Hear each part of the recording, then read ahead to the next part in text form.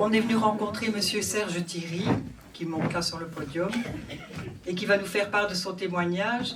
Et avant de lui céder la parole, j'aimerais bien quand même présenter un petit peu le contexte de cette soirée, parce que voilà, ce n'est pas tous les jours qu'on fait quelque chose au sujet de la prison.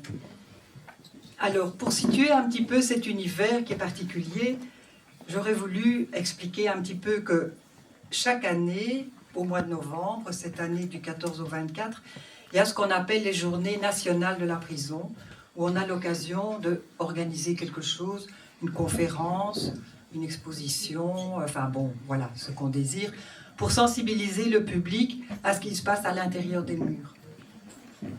Donc, les établissements pénitentiaires ont pour mission d'héberger les gens qui sont arrêtés, et il faut bien entendu les loger, les nourrir, les blanchir, les conduire au palais si jamais il y a une audience, etc., faire venir un médecin, faire venir un dentiste. Il y a toute une organisation, je vais dire, administrative et pratique qui incombe aux établissements pénitentiaires. Pour ce qui est de la réinsertion, étant donné que quand on entre en prison, on va en sortir, la mission a été confiée plutôt à des services extérieurs à la prison, principalement des ASBL, qui sont subventionnés et agréés par la Fédération Wallonie-Bruxelles.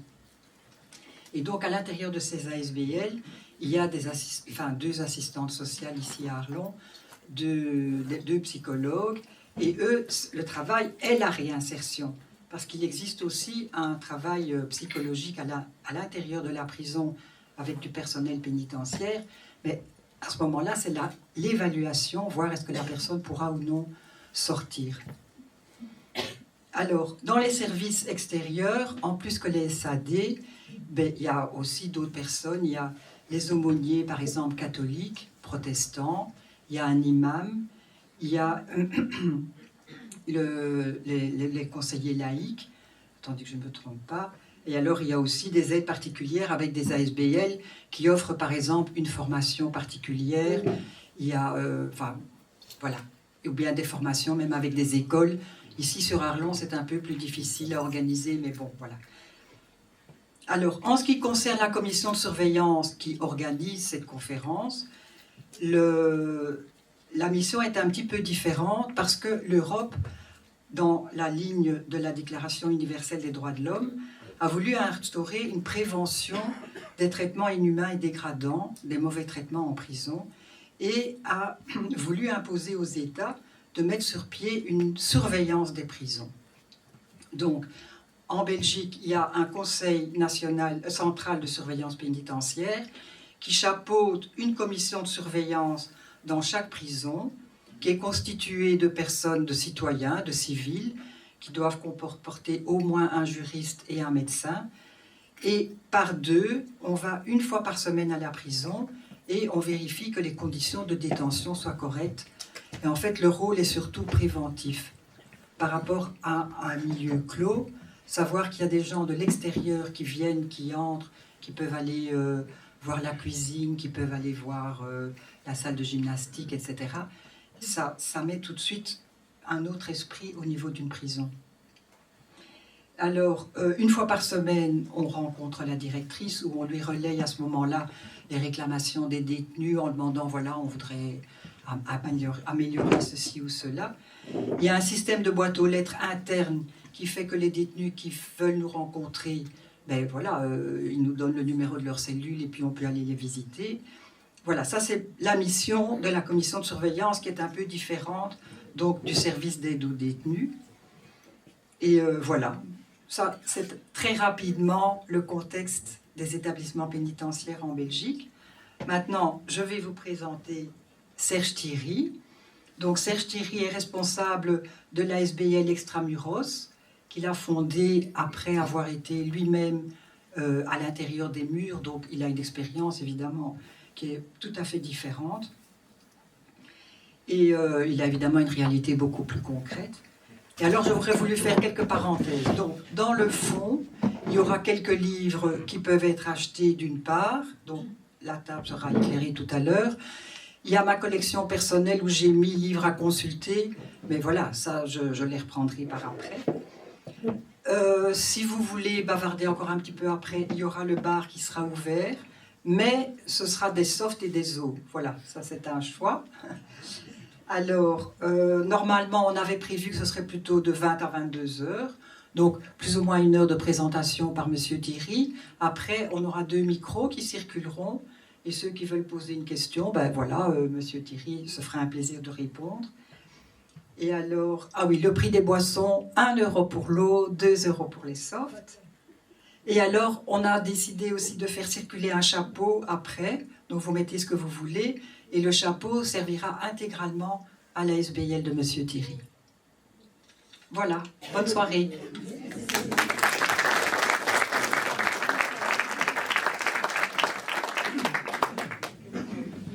Bonsoir, merci d'être venu.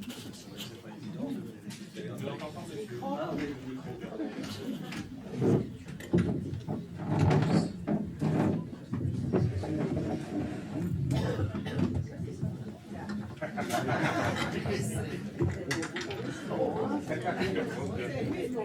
ça commence bien, je n'arrive pas à l'envers.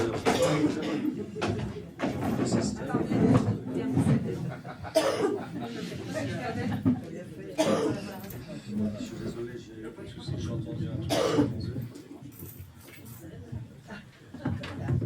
Je vais essayer de ne pas démonter votre matériel. Merci. Oui, voilà, on m'entend mieux. Donc merci encore une fois d'être venu et partager ce moment avec moi parce que évidemment là ça me touche, vous ne le savez peut-être pas mais j'ai quand même passé 27 années de ma vie en prison. Puis en sortant j'ai décidé de faire un chemin avec ça. Je ne voulais pas devenir un forçat qui traîne son boulet ou boulet d'une chaîne en se plaignant. Non, je voulais donner... Donc voilà, et j'ai pris... Donc ça c'est le logo de mon SBL. Donc j'ai créé une SBL qui rassemble des jeunes qui vont bien, des jeunes qui vont moins bien, et des jeunes porteurs de handicap. Et ensemble, moi je récolte des sous. Je vole de mes propres ailes, donc. Et avec l'argent que je reçois, que j'arrive à récolter, je sais organiser ce genre de séjour avec les jeunes. Donc nous partons pendant une semaine en été, où on fait des week-ends tout le long de l'année. Enfin, quand j'ai de l'argent, évidemment. Et le but, encore une fois, moi, c'est les jeunes qui vont pas bien. Parce que je me retrouve en eux. J'ai été comme eux, j'ai pris ce chemin qui n'était pas le mien, mais ça, si vous voulez, je vous expliquerai après. Je vais simplement déjà vous montrer quelques images de ce que je fais avec mon SBL, dont je suis le président, et j'en suis très fier parce que c'est mon enfant. Je voulais vraiment donner un sens à ma détention, et grâce à cette SBL, je peux le faire. Je peux montrer que malgré ce que j'ai pu commettre dans ma vie, parce que pour passer 27 ans de prison, il faut faire un petit truc ou deux, quoi. Donc, voilà, et raconter que la résilience, c'est pas un vain mot, comme le disait un autre personnage qui a passé 27 ans de sa vie en prison aussi, Nelson Mandela, bon, pas pour les mêmes raisons, qui disait l'essentiel dans la vie, c'est pas d'éviter de tomber à tout prix, c'est d'avoir cette capacité de se relever. Je me suis relevé un peu tard, mais oui. Non, je pense que j'entends la deux voix parfois, à force d'être resté seul. Donc voilà, si vous voulez, ça, je vous raconterai un peu mon cheminement, comment l'enfant que j'étais a pu devenir un jour un bandit et défrayer la chronique et faire tout ce que j'ai pu faire, quoi. Pour mieux voir, vous savez, j'ai aussi sorti un bouquin et le titre c'est La métamorphose d'un voyou. Parce que quand on sait ce que j'ai commis et ce que je fais aujourd'hui, on se dit que s'est-il passé? C'est la résilience. J'ai rencontré déjà des gens qui sont restés humains avec moi et qui m'ont tendu vraiment une main qui serrait la mienne, quoi. Donc voilà, je veux vous présenter donc mon SBL à travers ce film, c'est lors d'un séjour en Bretagne, je pense. Et vous verrez ce qu'est une joëlette. Donc une joëlette, c'est un fauteuil tout-terrain sur une seule roue, qui permet de prendre avec nous là, des gens qui ne marchent pas et aller dans des endroits qui leur sont tout simplement inaccessibles. Ah, il n'y a pas de son? Si, je vais lancer. Ok. Donc voilà, et ça nous permet, voilà, c'est toujours des gros groupes. Donc une joëlette, vous allez voir, c'est cet engin... D'ailleurs, c'est la fondation Rabaudouin qui m'a donné l'argent pour créer mon SBL et pouvoir acheter ces 2 joëlettes. Une joëlette, ça vaut 3000 €. Donc voilà, et je rassemble des jeunes que je rencontre à travers les écoles, des différents mouvements de jeunesse, où je vais raconter mon histoire et après je propose à certains qui ont envie de venir avec moi pendant une semaine avec mes joëlettes.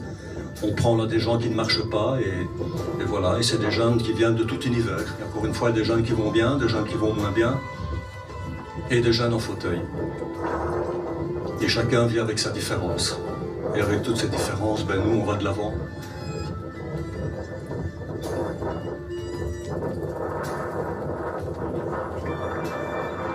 Et le but, c'est de, bien évidemment, c'est sensibiliser, c'est sensibiliser tous ces jeunes au monde de la différence, au monde du handicap, mais aussi au monde de la délinquance. Et c'est là que moi j'interviens en leur racontant mon histoire.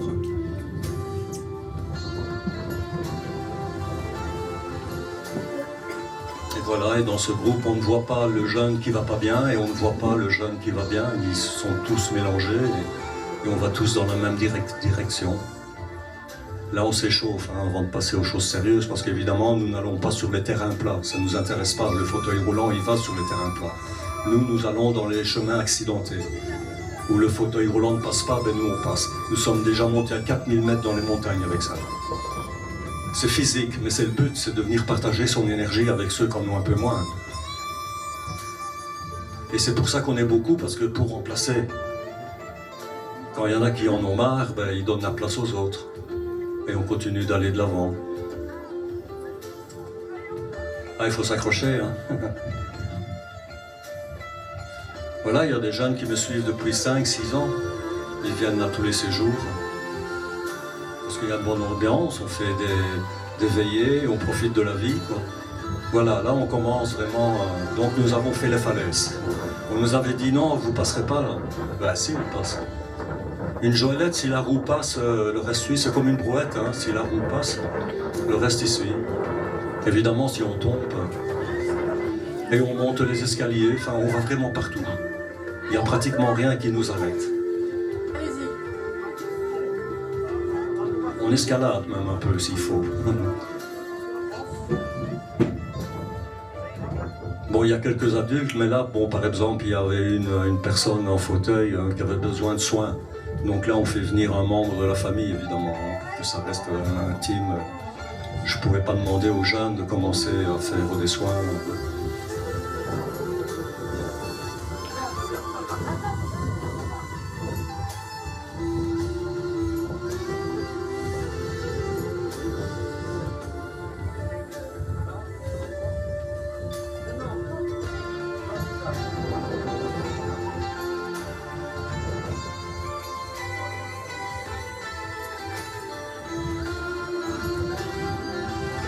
Voilà, c'est assez impressionnant.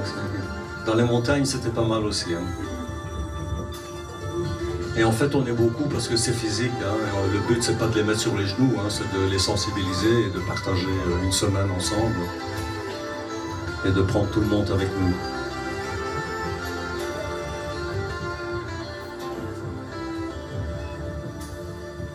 Donc voilà, ça dure 12 minutes, mais c'était juste pour vous montrer quelques images de mon iceberg. Voilà, et vous dire que maintenant je vais beaucoup dans les écoles, je reçois là des dons des écoles pour mon iceberg, pour que moi je puisse continuer à proposer donc ce genre de séjour aux jeunes. J'organise des retraites dans les écoles aussi, donc on m'appelle pour des retraites sociales où je viens avec mes joëlettes. Et on part pendant 3-4 jours et voilà, je tente de les sensibiliser à ma façon. J'ai pas la science infuse, loin de là, mais j'ai mon expérience. Donc voilà, ici à la limite, je ne sais pas si on peut le laisser, me couper le son. Donc voilà, avant d'être cet homme que je suis devenu, ce président d'ASBL, voilà, j'étais un autre homme, j'étais un voyou. J'ai eu une vie, maintenant il n'y a peut-être aucune raison pour expliquer ou justifier la vie que j'ai pu avoir. Moi oui, je sais la m'expliquer parce que tous les enfants ne deviennent pas là des voyous. Donc il s'est forcément passé un truc dans ma vie. Ce qui s'est passé dans ma vie, c'est que moi je viens du Borinage, je suis né dans les années 50, quand les mines fonctionnaient encore. Mon père était ce qu'on appelait une gueule noire, donc un mineur de fond. Et voilà, et ça se passait pas bien pour moi. Mes parents me plaçaient souvent dans des instituts, et je crois que c'est là que ça a commencé à me mettre la tête à l'envers, parce qu'un enfant, quand il vient au monde, il est en droit d'espérer le meilleur de la part de ses parents. De l'amour, de la tendresse, de l'affection. Quand un enfant n'a pas ça, il risque d'aller chercher ailleurs, c'est inévitable, c'est comme ça, Un enfant a besoin de valorisation pour évoluer. Donc voilà, moi dans tous ces placements, évidemment, Je ne me souviens plus quand j'étais un nourrisson, mais on me plaçait 6 mois dans des instituts à la mer, puis je revenais 6 mois chez moi, je repartais 6 mois dans les Ardennes. Voilà, ça se faisait avec la mutuelle à l'époque. Hein. Donc j'étais souvent parti, quoi. Et moi, je n'évoluais pas bien. Évidemment, c'est pas une raison pour devenir un bandit, hein. Mais voilà, quoi. Moi, je commençais déjà, je comprenais plus rien, quoi. Vous savez, dans ces institutions, c'est des petits exemples que je vous donne comme ça, parce que, encore une fois, il n'y a rien qui justifie le fait de devenir un bandit par la suite, hein. Mais moi, dans ces institutions, pour vous donner une idée, pour bien tordre mon gant de toilette, l'éducateur, il m'appelait, je devais pencher la tête, il prenait mon gant de toilette, il le tordait, et je devais boire l'eau qui en sortait. Ça, c'était pour m'apprendre à bien tordre mon gant de toilette. Mais quand vous commencez à faire des trucs comme ça à un enfant, la plupart vont peut-être le digérer et voilà, quoi, et l'accepter et passer à autre chose. Moi, non. D'ailleurs, chez moi, dans ma salle de bain, il n'y a pas de gant de toilette. Pour moi, c'est toujours un traumatisme quand j'en vois. J'ai l'impression même encore d'avoir le goût du savon en bouche. Donc voilà, on me faisait des trucs comme ça, et quand je revenais 6 mois, ça se passait pas mieux à la maison. Mon père, il buvait, il était assez violent. C'était l'époque des martinets, tout ça, quoi. Donc moi, je commençais à traîner dans la rue, et mon premier vol, c'était à 8-9 ans. Moi, je voulais pas devenir un bandit, hein. Dans mon quartier, les gens, quand ils partaient travailler, ils mettaient encore une casserole sur l'appui de fenêtre avec des pièces. Quand le fermier venait, il prenait les pièces, il mettait le lait, le beurre et les œufs. Et en fait, le but avec des petits copains, c'était aller voler les pièces pour acheter des bonbons. Et comme personne n'a osé le faire, moi j'ai pris les pièces, et quand je me suis retourné, j'ai eu l'impression que c'était la première fois de ma vie là, que j'existais, qu'on m'aimait bien. Je n'ai vu que des regards de bienveillance dans le regard de mes copains parce que j'avais osé faire ça. Et moi j'ai bien aimé, donc du coup j'ai pu arrêter. J'allais même voler des voitures de course dans les grands magasins de l'époque pour les donner à mes copains, juste pour avoir ce regard. J'avais besoin de ça.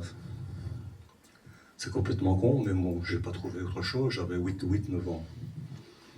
Voilà, et ma vie a pratiquement basculé à 13 ans. À 13 ans, j'étais encore en 5e primaire. Mais j'ai pas été plus loin. Je suis resté 3 ans même en 5e. J'ai fait une sorte de master, ça. Et je l'ai raté aussi. En fait, je faisais rien, pas parce que j'étais plus bête qu'un autre, tout simplement parce que j'étais pas bien dans ma tête. J'étais pas bien dans ma tête d'enfant. Et voilà, j'évoluais comme ça, et j'étais pas très suivi dans la famille pour l'école.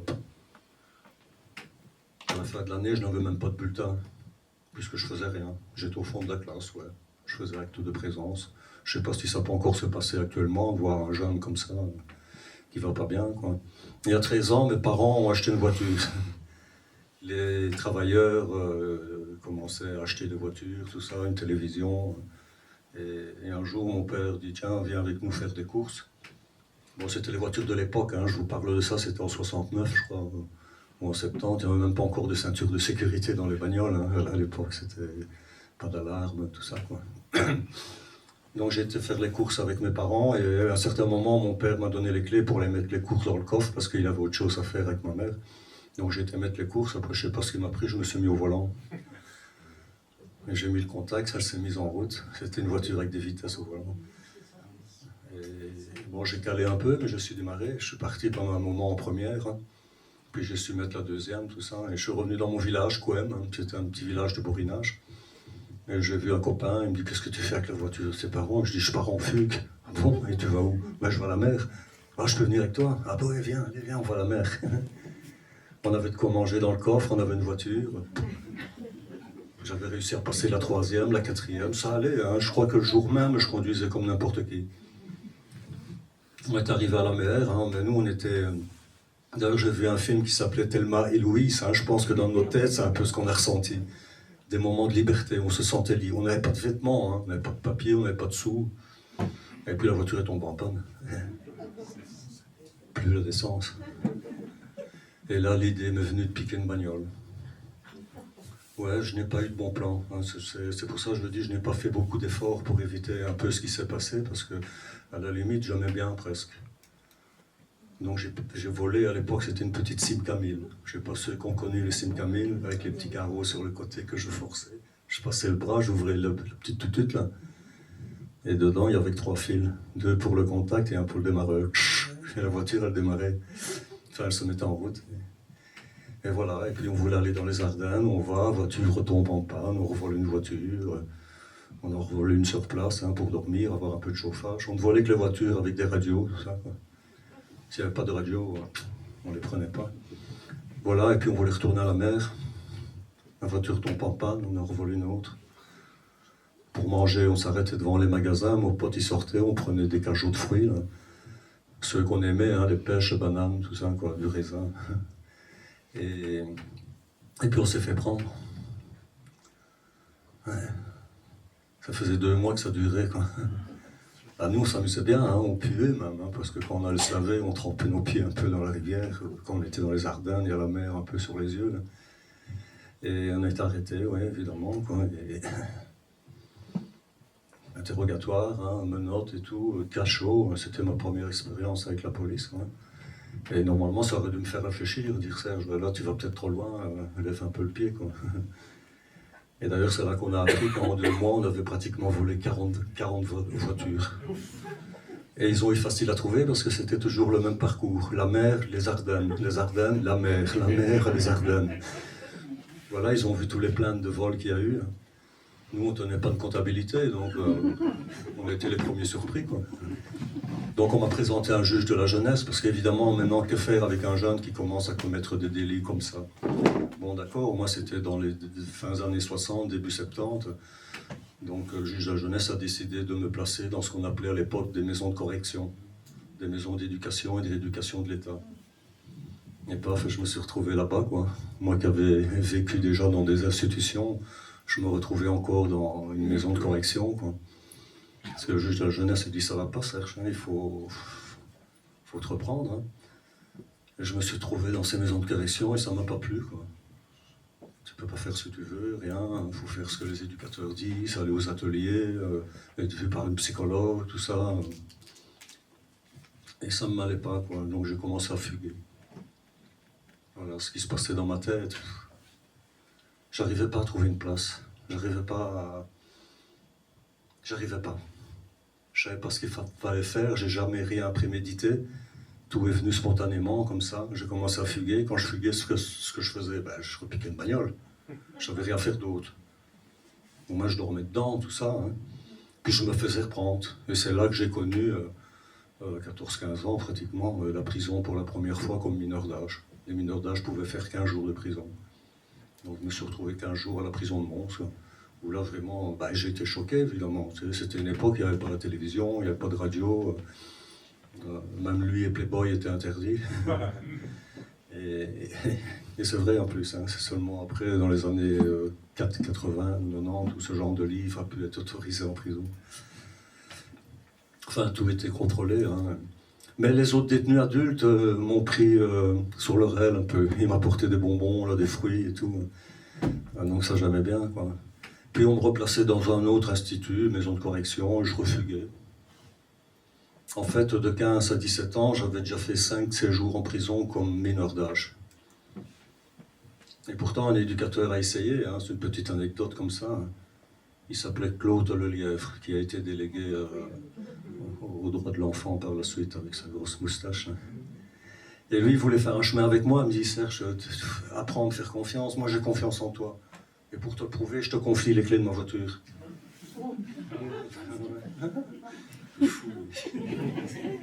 Et le soir, je lui ai piqué sa bagnole. Voilà ce que je faisais quand on voulait m'aider. Parce que ce mec, il a fait ça, il n'aurait pas dû le faire. Il a dû se faire taper sur les doigts après, quoi. Et il voulait m'aider, quoi. Il voulait me tendre la main. Mais moi, il y a déjà quelque chose qui n'allait plus bien, là. J'avais toujours l'impression de faire le contraire de ce qu'on attendait de moi. Donc à 17 ans, le juge de la jeunesse est venu me voir en disant « Serge, on ne sait rien faire avec toi, tu as même piqué la voiture de ton éducateur. » C'était mon éducateur référent. Et il est venu même témoigner aux assises. Il est venu dire un peu de bien de moi, quoi. Et à 17 ans, le juge de la jeunesse est venu me voir et on m'a dit « Écoute, voilà, on ne sait plus rien faire avec toi, je te mets face à un dernier choix.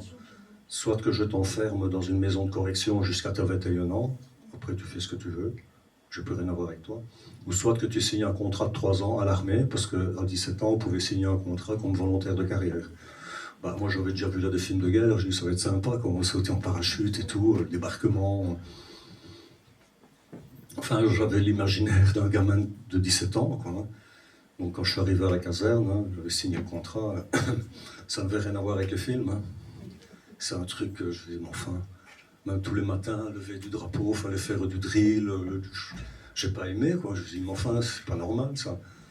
Moi, j'ai choisi parce que je voulais pas être enfermé jusqu'à mes 21 ans dans un home fermé, mais l'armée, j'ai pas aimé, quoi. Le seul truc que j'ai aimé, c'est le maniement là, des armes à feu. À 17 ans, j'ai tiré au bazooka. Je vous assure, hein, les militaires, on leur apprend à se battre avec des vraies armes, hein, donc des armes de guerre. Hein. Ouais, au bazooka. Bon, je n'ai tiré qu'une fois, mais quand même, j'ai tiré au bazooka. Hein. Après, c'était le FAL et les vignerons, enfin, pour ceux qui ont fait leur service à l'armée. Mais le reste, j'ai pas aimé, hein, je faisais le mur. Et puis un jour, il s'est passé un truc, il y avait un concert, c'est vrai, c'est un peu con, il y avait un concert de Johnny Hallyday, et j'ai piqué la voiture d'un gradé pour aller voir Johnny en concert à Maubeuge. Et après le concert, j'ai voulu remettre la voiture où je l'avais prise et je me suis fait prendre. Il y avait la radio, oui. Oui, il y avait la radio. Ben, c'est pour ça qu'on les choisissait, parce qu'il avait des cassettes, et j'avais vu qu'il y avait des cassettes de rock et tout. On ne savait pas que c'était un gradé, on l'a su après. Mais oui, donc j'ai pu voir Johnny Hallyday. Et j'étais en prison, hein, parce que à l'armée, quand vous faites des trucs comme ça, même si pour moi ce n'était qu'un vol d'emprunt, dans le code pénal, ça reste un vol, quoi. Moi, je ne savais pas ça. Et donc, l'auditeur militaire, hein, s'est emparé de l'affaire. Je suis passé au conseil de guerre, hein, et j'étais condamné à 10 mois de prison, dont 6 avec sursis. Donc, je me suis retrouvé à Saint-Léonard, à 18 ans, là j'étais grand. Et j'ai fait mes 4 mois, et quand je suis sorti, les MP sont venus me chercher à Saint-Léonard.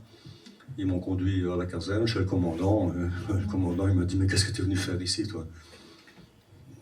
Il a pris mon contrat, il l'a déchiré, il a dit, voilà, non, t'as rien à faire à l'armée, quoi. Et j'étais assez d'accord avec lui. Hein. C'est vrai. Hein. Bon, le bar, j'aimais bien aussi, hein, parce qu'à l'armée, vous savez, il y a les baptêmes et tout ça, il y a des trucs de fou, quoi. Et d'ailleurs, ils boivent beaucoup, je trouve, à l'armée. Non, sérieux. Et avant de quitter la caserne, donc j'avais été vider mon armoire et tout. Et je ne sais pas ce qui m'a pris, j'ai piqué une arme. Et dans une caserne, il y a des armureries. Hein. Il y a des bars, mais il y a des armureries aussi. Quoi. Et on arrive toujours... voilà, quoi. Hein, je vous rappelle le militaire qu'on a trouvé mort dans les bois avec le Covid. Il a sorti un arsenal. Hein. Donc voilà. Hein, moi, c'était une petite, c'était une arme de poing. Mais une vraie, avec des balles. Donc voilà, j'avais pas d'idée précise dans la tête, mais ça a été le début après d'un dégringolement, quoi, une avalanche. Parce que moi, dans ma tête, après, je me suis dit, bon, j'avais des copains, hein, et je leur montrais mon arme. Moi, j'étais fier, comme si j'avais le plus beau jouet là, du quartier, quoi. Et t'as vu, c'est une vraie, ouais, il y a des balles. Ouais, regarde, c'est des balles et tout. Tu vas faire quoi avec ça? Un hold-up, je dis. Qu'est-ce que tu veux faire avec une arme sinon? Un hold-up. Donc avec mes copains, on était 4. Mais on avait qu'une arme. Je dis, ouais, mais qui c'est qui va prendre l'arme? Ben moi, c'est à moi. Hein. C'est moi qui l'ai volé. Hein. Et donc on a été cambriolé un commissariat pour que chacun ait son arme. Ouais, c'est... Ben, à l'époque, les policiers de village, tout ça, ne rentraient pas chez eux avec leurs armes. Ils les laissaient au commissariat. C'est après les tueries en 80 que les policiers ont pu rentrer chez eux avec leurs armes. Donc nous, on le savait. Ainsi, chacun avait son arme, quoi. Et voilà, j'ai jeté mon dévolu sur un hôtel de luxe. Et avec mes amis, on a réalisé tout un hôtel de luxe, les clients, on a vidé le coffre. Et puis on s'est enfui, quoi. Et arrivé à la planque, on s'est dit, wow, génial, ça a été bien, tout. Hein, on venait de braquer là du monde, et pour nous, ça avait été bien. On avait de l'argent, des bijoux, enfin tout ce qu'on pouvait voler dans un hôtel de luxe, quoi, au niveau argent. Quoi. Et voilà, on trouvait que la vie était belle. Donc à un moment, on s'est remis en question. À un moment, on s'est dit, on va pas trop loin, avec les armes et tout ça. Et on se regardait devant la glace, hein, pour dégainer vite et tout. On était à fond dedans. Hein. On nous aurait filmé, on a dit ceux-là, faut pas les laisser aller dehors. Hein. Faut pas. Hein. Et si, on est sorti. Quand on n'avait plus de sous, ce qu'on a fait, on a recommencé. Et puis c'était une époque où on braquait beaucoup les postes. Pour les plus âgés, vous vous souvenez peut-être que les postes, le coffre était ravitaillé la veille pour payer les pensions le lendemain, quoi, hein. Donc il y avait toujours quelques millions dans les coffres à la poste, hein. Et nous on le savait, ça. Donc on a commencé à faire ça, tant qu'à faire. Voilà, on a fait ça pendant tout un temps, et puis on a été arrêtés, hein. savez, il n'y a que dans les films que ça dure 2 ou 3 saisons. Nous, on a eu à peine une saison. Et on s'est retrouvé à la prison de Mons. Bon, j'avais 20 ans, je crois.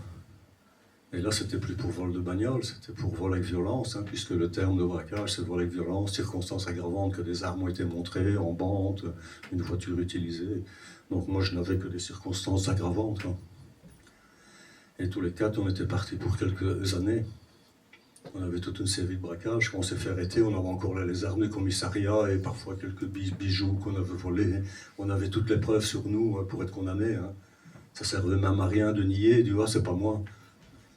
« Ah, t'as une belle bague ?»« Ah ben oui, je l'ai acheté. » Et donc voilà, les mois passaient. Et puis, la prison, je commençais à ne plus la sentir, quoi, et j'ai eu l'idée de m'évader. Voilà, donc j'ai monté un plan.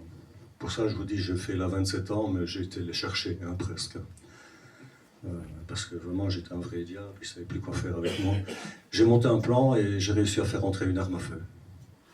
Voilà, je me suis retrouvé en 79 en prison avec une arme à feu en cellule.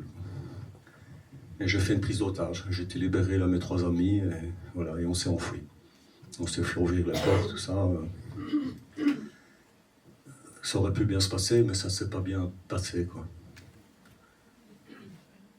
Parce que voilà, j'avais enfermé, je pensais avoir enfermé tous les surveillants dans des cellules, mais il y en a qui étaient restés. Ils ont su se cacher et ouvrir les portes après. Ce qui fait qu'une fois qu'on était devant la prison sur le boulevard Winston Churchill à Mons, les surveillants sont venus avec les matraques et il y en a un qui a essayé de me frapper et j'ai fait usage de mon arme. Voilà, et j'ai tiré sur 3 surveillants.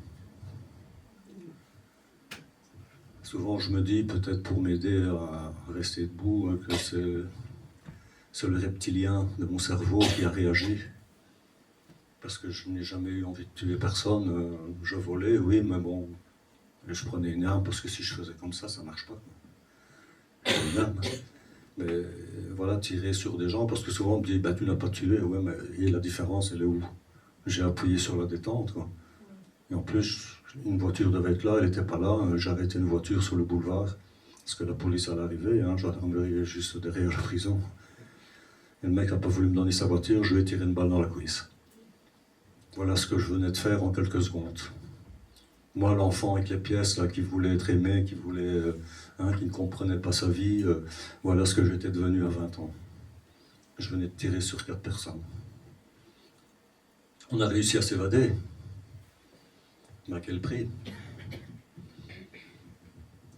Et vous savez quoi? Dans la plaque, on a sablé le champagne.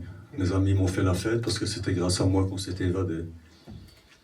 Et aux informations, évasion sanglante, la bande a tiré. Voilà, et nous... voilà, quoi. Et une fois dehors, ce qu'on a fait, on a recommencé à rouler. On ne savait rien faire d'autre. On a été à nouveau arrêtés, on a toujours été arrêtés, même à l'étranger. On devait laisser beaucoup de traces apparemment.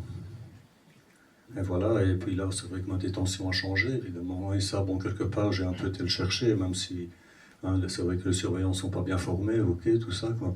Mais quand on m'a repris, qu'on m'a remis en prison, en sachant que j'avais tiré sur 3 surveillants, je vous laisse imaginer un peu ce qui se passe dans la tête des autres surveillants, quoi. Et on m'a remis dans la même prison. Donc, face aux surveillants que j'avais braqués, il y avait encore un surveillant qui était à l'hôpital, qui avait pris une balle dans le ventre. Donc voilà, quoi, c'est fait que je l'ai senti passer, quoi, vraiment. Maintenant, à quel titre ils l'ont fait, avait-il le droit ou pas? Maintenant, côté humain, je peux comprendre. Tu vas me mettre quelqu'un qui a massacré un pote à moi, ben, on va venir à 10, on vient pas on va pas se battre, on vient tout massacrer. Et donc voilà, quoi, j'ai été tabassé, tout ça. On m'a envoyé à l'asile psychiatrique, on m'a attaché dans les camisoles de force, on m'a donné de l'aldol, donc c'est la camisole chimique, là. Et voilà, ils m'ont fait plein de trucs comme ça, vous savez, quand je me suis retrouvé au pavillon 15, au marronnier, à tourner, attaché dans les trucs, là, les 2 pieds, les 2 bras, je me suis dit, mais enfin, où je suis, là? Donc voilà, à force de vivre des choses comme ça, moi je ne m'arrangeais pas, Au contraire, je ne pensais qu'à une chose, c'est à m'évader, et quelle que soit la façon, je n'avais plus rien à faire, quoi. parce qu'avoir été traité comme ça, vous savez, certains surveillants m'ont craché dessus, ont craché dans ma nourriture. Maintenant, je peux comprendre, mais on n'aurait jamais dû me remettre là. On m'a remis là, moi j'ai subi ça, et c'est à ce moment-là que la haine a commencé à atteindre mon cœur et mon cerveau, quoi. Avant, j'étais plus rebelle, tout ça, quoi. Mais je n'avais pas forcément de haine sur les gens, quoi. Ceci dit, j'ai réussi à m'évader de l'asile psychiatrique aussi, hein. J'avais lu Vol au-dessus d'un nid de coucou, ça m'a aidé. J'ai suivi le mode d'emploi et j'ai réussi à m'évader. C'était la première fois que je m'évadais sans commettre de délit. Puisque j'avais changé de vêtements avec quelqu'un, je suis sorti à sa place et j'avais pas commis de délit. Donc là, j'ai pas su être condamné. Mais bon, voilà, j'étais assez fier. En fait, je me suis évadé 5 fois. Donc ça n'a servi à rien s'ils ont fait les mauvais traitements, tout ça. Je suis venu à Arlon, hein, j'ai été incarcéré, et ça s'est mal passé pour moi à Arlon. Hein. Ils m'ont transféré avec l'escadron spécial dans le Mercedes 500 blindé. Hein. Voilà, quoi. On me prenait pour des meneurs de mutinerie, tout ça, en prison. Donc, enfin, ma détention, je l'ai payé cher, quoi, vraiment. Même si j'ai tout fait pour ça, hein, mais c'est pas une raison, je veux dire. En prison, on n'est pas là pour être maltraité par des gens, quoi. Avec uniforme ou pas, voilà. C'est pas normal. S'il y a une justice à faire, c'est la justice qui le fait et qui punit. Voilà, ce n'est pas des surveillants. Bon, maintenant, il y a la formation, tout ça, ça on pourra en parler si vous voulez. Et donc, ma vie en prison, ben, c'était un peu ça, c'était là les évasions. Et quand je m'évadais pas, vous savez quoi? Je faisais rentrer de la cam. Ben, pour avoir des sous, hein, pour acheter à la cantine. Sinon, l'argent, je le trouvais où, moi? Dans les ateliers, on voulait pas de moi. Le directeur de prison, il disait, mais monsieur Thierry, on vous fait pas confiance. Vous êtes conscient de ce que vous avez fait? Ouais. Ouais. Et quoi? Donc voilà, c'est pour vous dire comment je réagissais, quoi, à ce moment-là. Hein. Aucun chef d'atelier voulait me prendre. Il dit, mais Thierry, il va venir ici, ce qui va se passer? Hein, il a quand même tiré sur des collègues et tout, et dans les ateliers, il y a des outils, hein, il y a des marteaux, des couteaux où on peut en faire, hein, il y a des tours, tout ça. Donc, celui qui se fait, moi je ne me connais pas avec les tours. Donc voilà ma vie pendant 20 ans, parce qu'il s'est quand même passé un truc. Pendant 20 ans, c'est un peu presque, je m'évadais, je m'enfonçais de plus en plus. J'ai réussi à me retrouver avec 40 ans de condamnation. Ah, j'ai fait bien, hein, j'ai fait fort, quoi. Je voulais sûrement être le premier, je pense. Pour la tentative de meurtre sur les surveillants, puisque j'ai été inculpé de tentative de meurtre sur les surveillants. Là, j'ai pris 20 ans de travaux forcés aux assises, oui, 3 semaines de procès. Et toutes les condamnations qu'on remet, hein, je me suis retrouvé à 40 ans.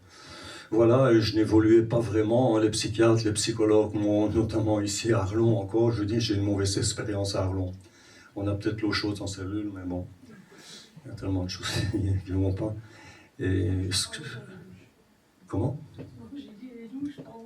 Ah oui, voilà. Je ne sais plus où j'en étais, là. Qu'est-ce que j'étais occupé de parler, là. C'est l'âge, hein, je commence à vieillir. Oui, voilà. Ouais, mais on parlait de quoi avant? Oui, voilà, 40 ans de condamnation avec les peines. Hein. La deuxième plus grosse peine, ça a été 9 ans. Hein. Parce qu'évidemment, avec les autres évasions, les peines se sont rajoutées. Hein. Je me suis encore évadé avec une arme à feu. J'étais à la prison de Jamioul.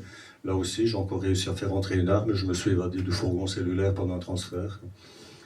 Donc voilà, il devenait fou. Hein. On est même passé devant le Conseil d'État pour faire tomber les mesures de sécurité qu'ils prenaient avec nous. Quoi. Parce que nous, on se disait, non, ils vont trop loin, mais quelque part. Il fallait voir qui ils avaient en face d'eux. Quoi. Parce que, voilà, je vous raconte tout ça, vous voyez à peu près le genre d'individu que j'étais. Quoi. Donc c'était difficile de me faire confiance, ça je peux le comprendre. Quoi. Donc en fait, je n'évoluais pas beaucoup. Et pourtant, il s'est passé un truc. Dans les années 90, l'administration pénitentiaire a autorisé les détenus qui le souhaitaient pour acheter une guitare. Bon, sur la prison de Lantin, 2000 détenus, il y en a que 2 qui en ont acheté une. Hein, tout le monde ne joue pas de la guitare. Et sur mon niveau, il y a un mec, un des 2, qui avait acheté une guitare. Mais c'était un mec qui prenait beaucoup d'héroïne. Ce qui fait qu'à un certain moment, il n'avait plus de sous pour acheter l'héroïne. Il avait déjà même fait un crédit ou 2. Hein. Donc il a mis sa guitare en vente. Et moi, le cœur sur la main, j'ai été le voir pour lui demander ce qu'il voulait pour sa gratte. Quoi. Et il voulait de l'héroïne. Donc je lui en ai donné. Et j'ai eu sa guitare. Lui, 2 jours après, il est à nouveau en manque. Alors il voulait pas me montrer parce qu'il avait les boules, quoi. Je peux comprendre, maintenant je le comprends mieux, mais sur le moment, moi, encore une fois, j'étais un voyou, j'étais pas Robin des Bois. Donc voilà, c'est chacun pour sa gueule en prison. Il ne faut pas croire qu'on se connaît tous et qu'on se fait la bise au petit matin à la promenade, des petits câlins. Non, non, la plupart du temps, on se regarde. Prêt à toute éventualité. Aussi, il y a des bagarres, il y a des rivalités, il y a différentes ethnies. Il ne faut pas forcément aller aux États-Unis pour voir la violence en prison. Et la délinquance, elle ne s'arrête pas au mur des prisons. Elle continue à l'intérieur, ça c'est clair. La drogue rente, les téléphones, enfin bon, plein de choses qui sont interdites. Moi, j'ai des amis, ils ont réussi à faire rentrer du plastique à Verviers à l'époque. Tout, enfin, dès qu'il y a de l'humain, voilà quoi. Et donc, moi, j'ai eu cette guitare, je l'ai prise, je la mets sur un peu le temps, je vous fais une petite chanson que j'ai écrite en cellule pour vous expliquer comment s'en évader. Ah, on ne sait jamais. Hein. Et bon, ça commençait à venir, je faisais un accord. Bon, moi, je viens de la musique un peu des années 60, 70. Hein. D'ailleurs, chez moi, c'est les classiques 21. Donc, j'aimais bien Jimi Hendrix, le Pink Floyd, Deep Purple, tout ça, quoi. Donc voilà, je prenais surtout ces morceaux-là. Et puis un jour, j'entends, il faut que je fasse le bruit. J'étais en cellule et puis j'entends un jour, en fait, on frappe à ma porte. Mais en prison, le surveillant, il frappe pas à la porte avant d'ouvrir, il ouvre. C'est nous plutôt qui frappons dans la porte pour appeler le surveillant. Quand on allume et qu'il vient pas assez vite, on se tape. Mais que le surveillant frappe et qu'il demande la permission aux détenus avant de rentrer, en frappant, ça se fait pas, quoi. Donc je dis entrer, la porte s'ouvre, et c'était une dame, elle me dit je suis l'aumônière du culte catholique ici à la prison de Lantin, j'étais à Lantin. J'aimais bien parce qu'il y avait de l'air pas Lantin, pas l'air parfumé, enfin si, il y en avait aussi, mais pour courir, parce que je courais beaucoup. Vous allez me dire, j'aurais dû courir avant là, de me faire prendre, mais c'était pour me maintenir en forme. Et elle me dit voilà, je suis l'aumônière du culte catholique, et figure-toi qu'en passant à côté de ta cellule, j'ai entendu le son de ta guitare, et là je prépare une chorale avec des détenus pour la messe de Noël. Déjà, je dis, moi, les églises, tout ça, enfant, j'y allais. J'avais vu que des gens mettaient des pièces dans une boîte pour allumer une bougie. Donc moi, j'ai été avec un bâton et j'allais prendre les pièces en me disant, ben, Dieu, il partage, je l'ai lu quelque part. Moi, donc, j'ai rien fait de mal, quoi. Et donc, je n'étais pas spécialement chrétien, j'ai pas une culture dans ce sens-là, quoi. J'ai pas été chez les scouts et tout, j'ai pas fait ma communion. Mais j'ai quand même accepté, vous savez, mais pourquoi? C'était la première fois qu'on traitait d'égal avec moi. Elle frappait à ma porte, elle me demandait la permission de rentrer dans ma cellule. Moi, c'était un nouveau truc, ça. Pour moi, c'est traiter d'égal à égal. Donc, si tu me traites d'égal à égal, déjà, je t'aime un peu mieux, quoi. Puis elle disait que je jouais bien de la guitare. Je dis, ah là, ça va, je suis... Bon, moi, j'avais pas une culture de chant de Noël dans une messe. Je connaissais mon beau sapin, roi des forêts. Que j'aime de ta parure, moi on chante pas ça à Noël à la messe, quoi. Donc j'ai dû apprendre les chants, tout ça, et puis on a fait cette messe, et elle avait invité cette aumônière, plein de gens extérieurs pour partager la messe avec les détenus. Ils avaient fait là, des gâteaux, tout, et à la fin de la messe, grâce à ma guitare, là, les gens ils venaient à côté de moi, et je montrais les textes que j'écrivais, tout. Et ça m'a fait du bien, encore une fois, je me revoyais un peu comme cet enfant avec les pièces, c'est juste ce regard que j'avais bien aimé à la base. Et là, voilà, je retrouvais un peu ce même regard. Donc une semaine après la messe, l'aumônière est venu me demander si je voulais bien venir faire la messe tous les samedis avec ma gratte. Donc voilà, j'ai accepté, je suis devenu guitariste des aumôneries. Et c'est moi qui m'occupais de tout ce qui était chant. Bon, la direction voyait ça d'un mauvais œil, parce que j'avais déjà utilisé des hommes de Dieu pour faire rentrer une âme, quoi. Et il se disait, qu'est-ce qu'il prépare encore celui-là, quoi, aller faire la messe avec sa guitare, quoi. Et voilà, et vous savez, il a fallu... c'est pas parce qu'une aumônière du culte catholique est venue frapper à ma porte la veille de Noël qu'un miracle s'est abattu sur moi et que je suis devenu un enfant de cœur du jour au lendemain. D'ailleurs, je ne suis toujours pas un enfant de cœur. Et non, il a fallu 7 ans de travail sur moi-même pour commencer à me remettre en question. Commencer d'entrevoir autre chose. Moi, je mettais tout le monde dans le même sac. Si t'es pas un voyou, un peu comme les gitans, si t'es pas comme nous, t'es un gadjo, quoi. Moi, avec mes amis, c'était pareil. J'avais mes amis, le reste... Donc voilà, quoi, c'est... Je sais plus ce que je disais, là. J'ai des petits trous de mémoire, comme ça. Ouais, voilà, 7 ans pour me remettre en question, parce que voilà, et encore aujourd'hui, hein, il y a tout un travail qui est fait, parce qu'avec tout ce que j'ai vécu, tout ce que j'ai fait vivre à certains, tout ça, il faut vivre avec ça. Hein. Et donc voilà, quoi, 7 ans après, en 2004, je me dis, bon, je suis à 27 années de prison en compteur. Bon, j'avais eu 3 ans du temps de Baudouin. Baudouin, il donnait de temps en temps 6 mois à tous les détenus, hein, pas qu'à moi, on n'était pas amis. Hein.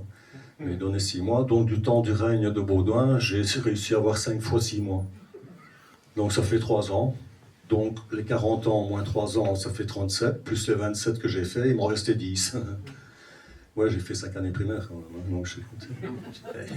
Master, c'est tout. Hein. Et donc voilà, je suis passé devant cette commission avec tous ces mauvais rapports. Hein. Vous savez, le dernier rapport qui a été fait ici à Arlon par la psychologue du SPS, c'est un rapport de 33 pages pour dire que j'étais irrécupérable, que je n'avais plus ma place dans la société. D'ailleurs, ce rapport, je l'ai volé quand j'étais encore à Arlon. Quand j'ai été lire mon dossier, j'ai su le voler là et le faire sortir. Et je l'ai chez moi, 33 pages, pour dire que j'avais plus ma place dehors. Donc je suis passé devant cette commission avec tous ces mauvais rapports, mais avec mes 7 ans d'aumônerie quand même. Mais j'ai eu des bons témoignages, j'ai eu des aumôniers qui sont venus témoigner. Et puis un directeur, c'était le directeur de la prison d'Arlon à l'époque, Marc Dizier, voilà, qui a remis ce rapport de 33 pages en question en disant 33 pages pour dire que M. Thierry n'a plus sa place dehors. J'ai un peu dur avec ça. Parce qu'on se parlait, lui et moi. Hein. Il voyait ce que je faisais à la gratte avec mes textes et tout. Voilà, ça valait ce que ça valait. Mais enfin, bon, j'essayais de trouver une issue à ma vie, quelque chose à quoi m'accrocher. Et voilà, je pense que... Donc le président de la commission a ordonné de faire une contre-expertise pour voir où j'en étais. Donc par un collège d'experts. Donc là, on m'a renvoyé à Lantin au blocu, parce que moi c'était souvent le blocu, hein, c'était le bloc haute sécurité de la prison de Lantin. Quoi. Et je suis resté là 2 mois, ces gens sont venus me voir. Ils sont venus me voir sans avoir eu accès au dossier pénal. Hein. Donc ils ne savaient pas ce que j'avais fait, rien. Parce que d'habitude, les gens qui faisaient des rapports sur moi avaient le dossier pénal avec eux. Hein. Donc là, ce n'était pas le cas. Ils ont déposé un rapport et vous savez quoi, j'ai été libéré. Risque de récidive pratiquement nul. Voilà. Est-ce que j'avais endormi mon monde? Ça fait 20 ans que je suis dehors. Et voilà ce que je fais. Donc je n'ai endormi personne, j'ai suivi ma voie, j'ai su trouver une voie. Je suis sorti, on m'a donné une chance. Les 10 ans, je les ai fait en conditionnel. J'ai trouvé un boulot, j'ai trouvé un appartement. J'ai une amie, mais je vis seul, quoi, parce que voilà, j'aime bien être seul aussi. Hein. J'ai vécu tellement longtemps en cellule que c'est devenu une amie. Quoi. C'est pas la solitude à me morfondre sur mon sort. Mon sort, je l'aime bien. J'ai su me faire vraiment une vraie place dans la société et surtout créer mon enfant, mon SBL. Voilà, elle me fait vivre, elle me permet de rester debout, de continuer mon chemin. Et surtout, vous savez quoi, c'est de me sentir utile. Que maintenant, plein d'écoles m'appellent. J'organise des retraites pour les écoles, c'est quand même dingue. Le mec, il sait pas, et puis après, il fait ça. D'ailleurs, le bouquin, puisqu'il y a un bouquin qui raconte mon histoire, mais il est en PDF. Celui qui le veut, les responsables ont le truc pour vous l'envoyer. Quoi. Parce qu'il n'est plus édité, hein. Il a été attaqué en justice, tout ça, donc j'ai envoyé tout le monde promener et je l'ai mis en PDF. Celui qui le veut en papier, il l'imprime. Donc voilà. Parce qu'il est sorti qu'en 900 exemplaires et 4 personnes l'ont attaqué pour le faire interdire en Belgique et dans les écoles. Donc voilà, il y a des vérités qui ne plaisent pas, mais bon. Enfin, on a gagné le procès, hein, mais il n'est plus édité. Parce qu'en plus, le livre était vendu à 22 € et je n'avais que 35 cents pour la SBL. Ouais, maintenant, je préfère aller faire la manche à la gare de Charleroi, alors. Hein. Enfin non, je ne le ferai pas non plus. Enfin, avec ma gratte, oui, peut-être pas.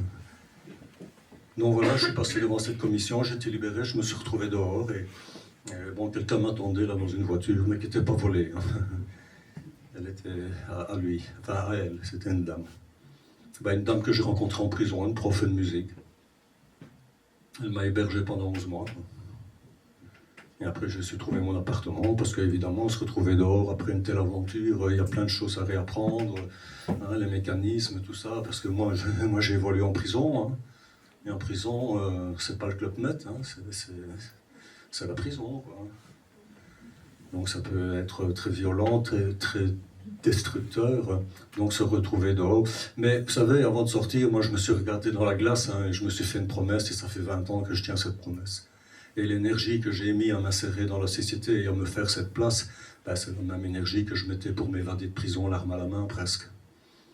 Il fallait que ça marche. Et ça a marché. J'ai fréquenté là, les intérims très vite, les portes se refermaient. Un jour, je suis rentré dans un intérim et j'ai dit à la dame, vous savez, on m'a libéré, casier judiciaire, je vous le donne même pas, j'étais condamné à 40 ans, j'ai fait ça. Puis un jour, on m'a libéré, on m'a dit que je pouvais reprendre une place dans la société, et puis je m'aperçois que vous êtes tous occupés à me fermer la porte au nez. Qu'est-ce que je fais dehors, moi? Si personne ne veut m'ouvrir ou entreouvrir la porte, je fais quoi? Je recommence comme avant? Vous voulez me remettre encore dans un état où je vais me poser la question? Appeler la police et qu'on me remette en cellule. Je vois pas ce que je fais dehors. J'ai pas envie de faire du mal, j'ai pas envie de rien. J'ai envie d'avoir un boulot et d'aller travailler. Vous voulez faire quoi? Je sais pas moi, chauffeur à la Brinks? Non, ça je je n'ai pas le permis donc. Parce que je n'avais aucune formation, je n'avais rien. Donc. Et puis elle m'a donné une chance. Elle m'a dit écoutez, ne me donnez rien. Je vais vous envoyer en mission, comme j'avais plongé ma vie entière dans l'univers carcéral. Elle m'a envoyé comme plongeur. Là, j'avais des références. Et je me suis retrouvé où? À Holiday Inn.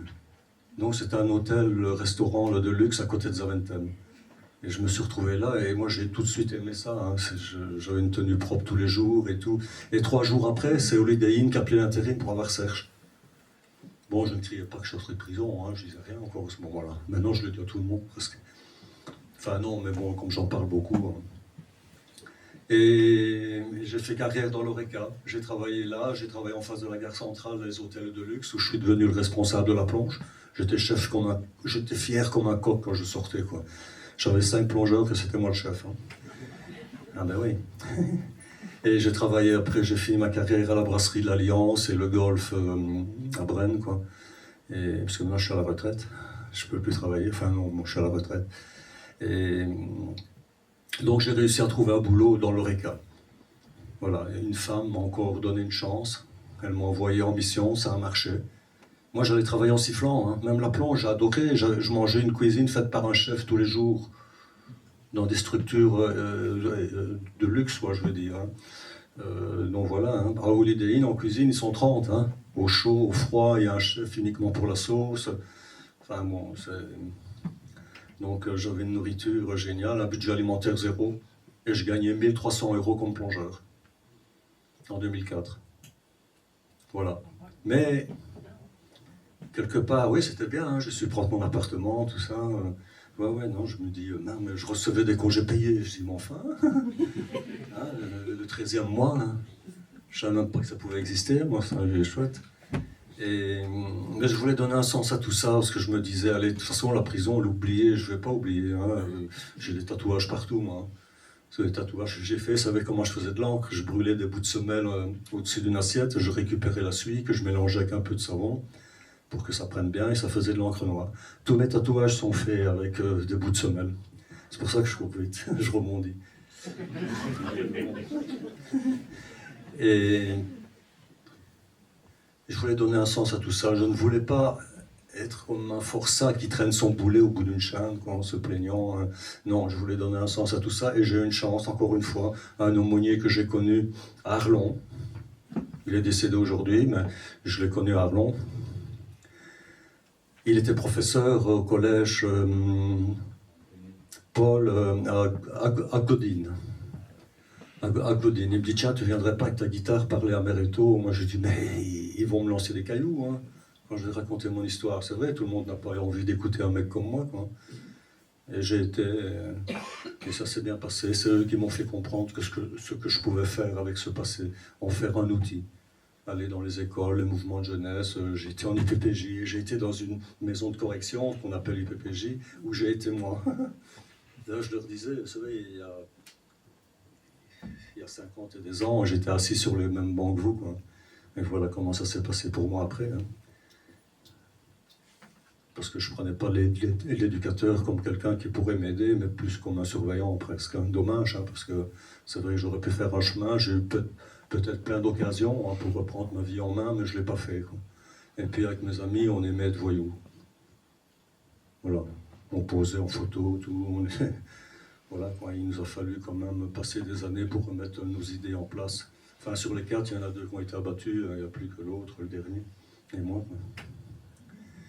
Et donc voilà, donc j'ai accepté, et puis de bouche à oreille, on a commencé à m'appeler un peu partout dans les écoles, parce qu'en fait, on avait trouvé quelqu'un enfin qui racontait un peu son histoire à travers la prison et tout. Et puis je voulais aller plus loin parce que je rencontrais parfois là des jeunes qui n'allaient pas bien, qui venaient me parler après. Je me disais, merde, c'est vrai, je peux jamais. Parce que quand je vais dans des écoles et que je passe dans des classes, après moi je m'en vais. Donc là j'ai eu l'idée de créer cette SBL. Donc comme j'avais pas de sous pour acheter les 2 Joëlettes, hein, parce qu'il y en a pour 6 000 €, là, donc j'ai fait un dossier pour la Fondation Roi Baudouin. Je leur ai expliqué qui j'étais, tout, et que j'avais besoin de sous pour faire ça. Et ils m'ont appelé. Donc j'étais à Bruxelles, là, dans leur château. Là. Et j'avais un quart d'heure, je suis resté 3 quarts d'heure, et à la fin, ils m'ont dit, bon, on va vous aider, on va vous donner 7 500 € pour monter votre projet. Donc j'ai su monter mon projet avec l'argent de la Fondation Roi Baudouin. Et comme mon ami était chimiste à Laborelec, le laboratoire d'Electrabel, on a fait un dossier à Electrabel et on a touché 2 fois 10 000 €. Donc j'ai pu commencer à faire mes séjours, on est parti en Champagne, hein, je voulais vous montrer une autre façon de boire. Hein. Bon, il y a glou, glou, glou, glou, et puis il y a déguster. On a été dans des grandes maisons, on a dégusté un verre, leur montrer, voilà, on peut boire, mais voilà, après chacun fait ce qu'il veut. Hein. Je ne suis pas derrière eux pour vérifier après, c'était pour sensibiliser.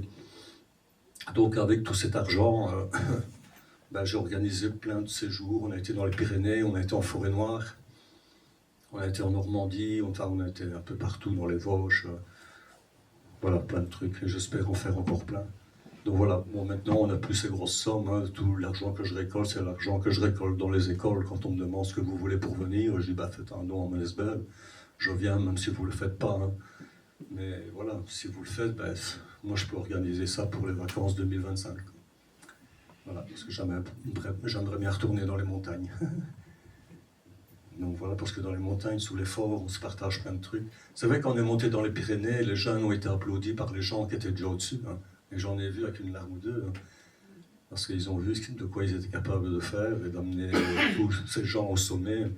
Donc voilà, j'ai vu là des jeunes avec des étoiles dans les yeux et j'ai beaucoup de bons retours. Hein.